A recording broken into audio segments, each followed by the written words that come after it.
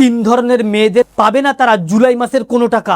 যদি আপনি অনলাইনে অন্নপূর্ণা ভান্ডার রেজিস্ট্রেশন করে থাকেন আর আপনার যদি এখনো পর্যন্ত টাকা না ঢুকে থাকে, আপনি ভাবছেন কবে ঢুকবে, বা আপনি যদি আশায় থাকেন এরপরে হয়তো আপনার ঢুকবে, তাহলে জানা মূলত আপনার জন্য অত্যন্ত জরুরি। যদি আপনি অন্নপূর্ণা ভান্ডারের টাকা পেতে ইচ্ছুক হয়ে থাকেন, অতি স্বল্পক্ষণের ভিডিও, মোটো স্কিপ না করে শেষ পর্যন্ত দেখবেন। আলোচনা শুরু করার পূর্বে আপনাদের কাছে একটা রিকোয়েস্ট, ভিডিওটিকে অবশ্যই একটি লাইক করে জনস্বার্থে প্রচুর শেয়ার করবেন, কারণ আপনার একটা শেয়ার দ্বারা অন্যজনের জানতে অনেকটাই সুবিধা হবে। চলুন দেখে নেওয়া যাক বিস্তারিত। তো ফ্রেন্ডস, এই মুহূর্তে 1 জুলাই থেকেই প্রচুর সংখ্যক মহিলার অ্যাকাউন্টে অন্নপূর্ণা ভান্ডারের 3000 টাকা ঢুকে গিয়েছে, যেখানে রাজ্য সরকারের রিপোর্ট 1,09,00,000 উপভোক্তার অ্যাকাউন্টে ঢুকেছে 1 জুলাই অন্নপূর্ণা ভান্ডারের 3000 টাকা। তবে এখনো পর্যন্ত প্রচুর সংখ্যক মহিলা রয়েছে যাদের অ্যাকাউন্টে কোনো রকম টাকাই ঢোকেনি, অথচ তাদের সবকিছু ঠিকঠাকই ছিল।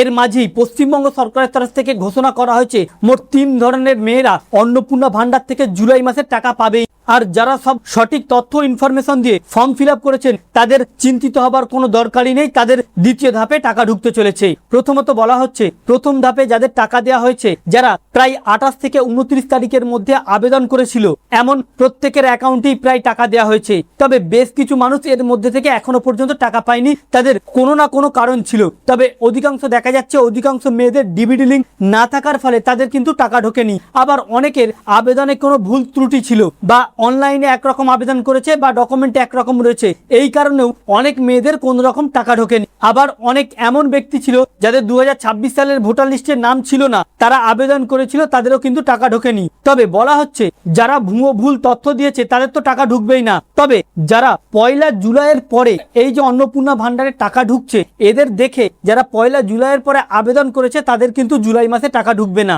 তবে তাদের আতঙ্কিত হওয়ার দরকার নেই, আগামী 10 তারিখের পরে তাদের অ্যাকাউন্টে ঢুকতে পারে টাকা। একই সাথে জানানো হচ্ছে যারা জুন মাসে আবেদন করেছিলেন, যাদের কোনো রকম ভুল ত্রুটি ছিল না, তাদেরও কিন্তু আগামী 10 তারিখের পর বা 10 তারিখের মধ্যে টাকা ঢুকতে পারে, এমনই একটি সূত্রে জানা যাচ্ছে। সবেমাত্র প্রথম ধাপে টাকা দিয়েছে, এখনো পর্যন্ত প্রচুর সংখ্যক মহিলা রয়েছে যাদের আবেদন করতে বাকি রয়েছে, বা যারা এই জুলাই মাসে আবেদন করছে তাদের কিন্তু আবারও ভেরিফিকেশন হবে। এই ভেরিফিকেশনের পরে তাদেরকে টাকা দেওয়া হবে। এদিন সরকারের তরফ থেকে পরিষ্কার জানিয়ে দেওয়া হয়েছে যে আবেদনপত্রে যে প্যান কার্ডটা আপনারা দিচ্ছেন অথবা আধার কার্ডটা দিচ্ছেন, এই প্যান বা আধার ভেরিফিকেশনে আপনার যাবতীয় ডিটেলস সরকারের কাছে উঠে আসবে। এই ডিটেলস দেখে সরকার দেখবে কাদের কত ইনকাম রয়েছে, দেখবে তাদের ওই ব্যাংকে কত টাকা রয়েছে, সেটা রিকগনাইজ করতে পারবে সরকার, বা মান্থলি ট্রানজেকশন কত রয়েছে এটা কিন্তু রিকগনাইজ করতে পারবে সরকার। একই সাথে কতগুলো বাড়ি রয়েছে বা কতগুলো তাদের নামে কোনো গাড়ি রয়েছে কিনা, বা তারা অনলাইনে কোনো কারচুপি করেছে কিনা, এই ডিটেলসগুলো দেখে সরকার তাদেরকে রিজেক্ট করে দিচ্ছে।